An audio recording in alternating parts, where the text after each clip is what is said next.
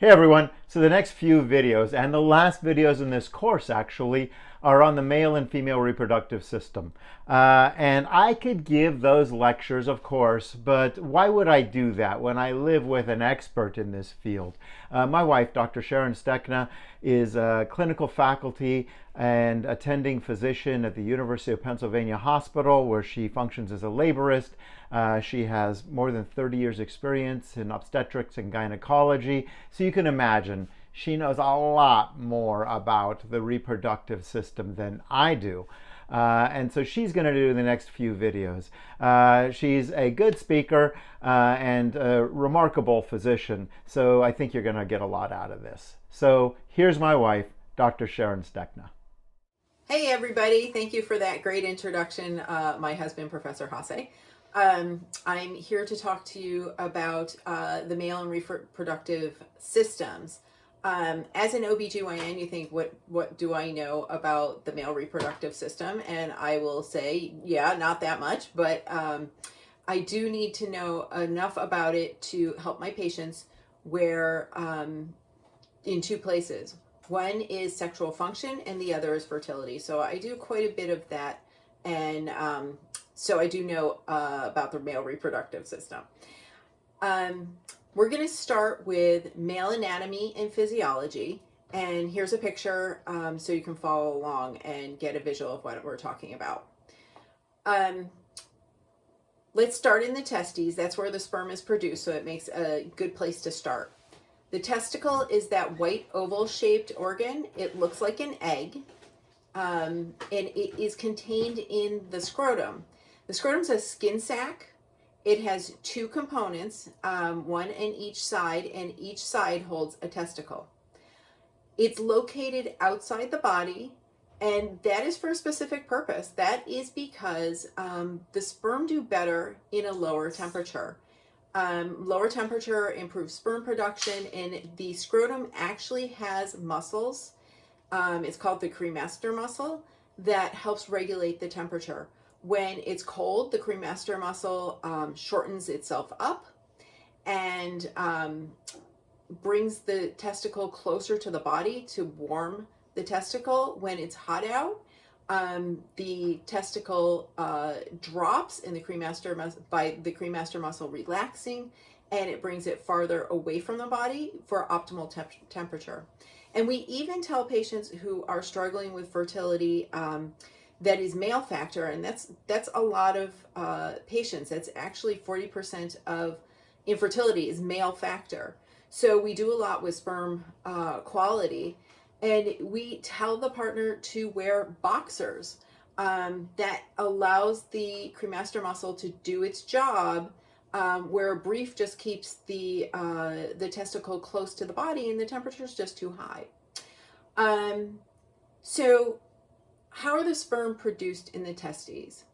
You might remember from a previous lecture on the anterior pituitary that there is a hormone called luteinizing hormone. Luteinizing hormone releases, it goes to the testicle, and it stimulates the production of testosterone. Testosterone then, in conjunction with another hormone that comes from the anterior pituitary, which is the follicle stimulating hormone, works in the testes to create sperm production in the seminephros tubules. And you can see here's a close-up of the testicle. And you can see those tubules inside the body of the testicle. Those are the tubules that create the sperm, and then those tubules serve to move the sperm to the next part of the sperm production in the epididymis. So in the testes, the sperm are made, but they're not matured. They have to go to the epididymis to mature. So that's our next stop.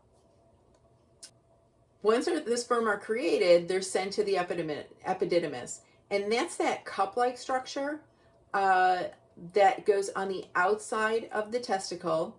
That's where the sperm are matured and stored. So Sperm are always in production. If you ejaculate, you do lose sperm. You lose about tens of millions of sperm every time there's an ejaculation. However, you're constantly making sperm. So there's every day 50 to 100 million sperm being added to the reservoir of sperm. That's how you can have multiple ejaculations and still have sperm available. The sperm are subject to some insults, reducing the quality and quantity of production. So we talked about temperature, and even something like a hot tub or a sauna can change the quality of the sperm. But age is probably the biggest factor. Age decreases the amount of sperm and over time, and as you age, it is less likely that you will have quality sperm. So younger males are more fertile than older males, although you can have older males even into their 80s with sperm quality able to impregnate. Tobacco, marijuana, alcohol, and drug use decrease the quality of sperm. So if we are having trouble with somebody who is having male factor infertility, we ask them please to avoid all tobacco products, all marijuana, all alcohol, and all drug use. There are also chemicals that can decrease sperm quality and production, pesticides, and radiation. I wanted to talk specifically about exogenous testosterone, meaning testosterone that may be used to build up or bulk up, and you get it from your coach at the gym. I think you talked about this in a previous session, but it actually interferes with sperm production. So you think I'm adding testosterone. Testosterone is needed for sperm production, but it overwhelms the system. The sperm production decreases, and actually the testes shrink.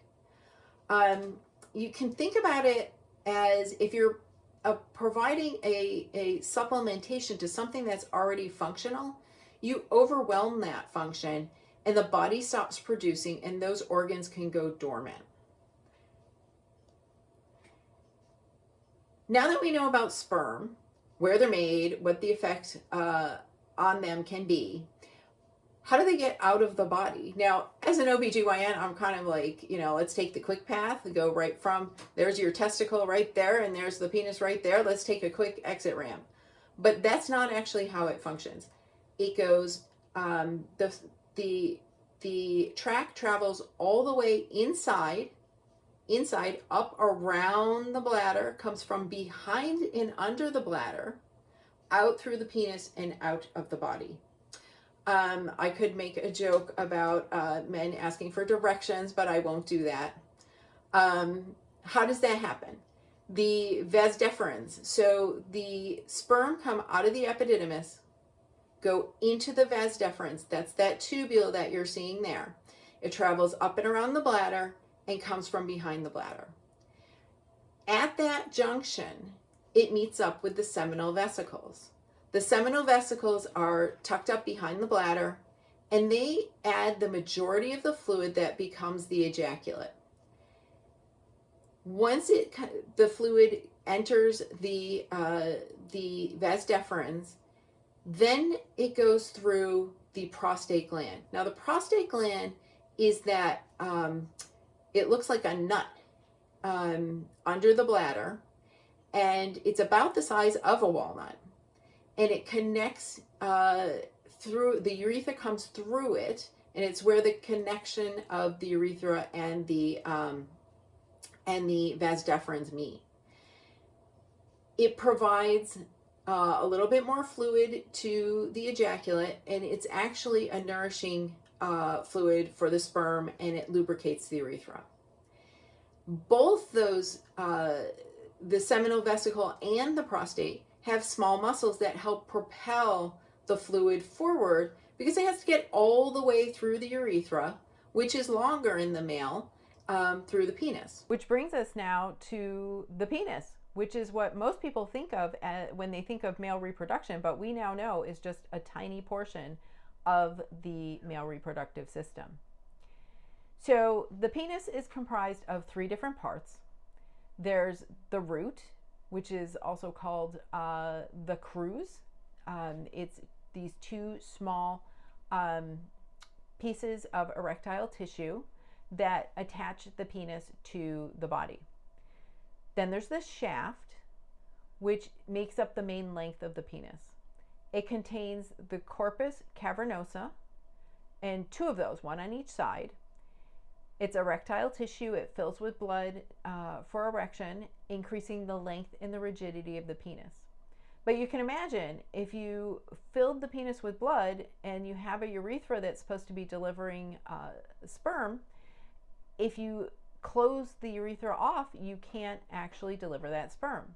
So there's a second type of erectile tissue that only fills slightly with blood. It's called the corpus spongiosum, and it's located right around the urethra. That way the urethra can maintain patency during an erection. It's clever.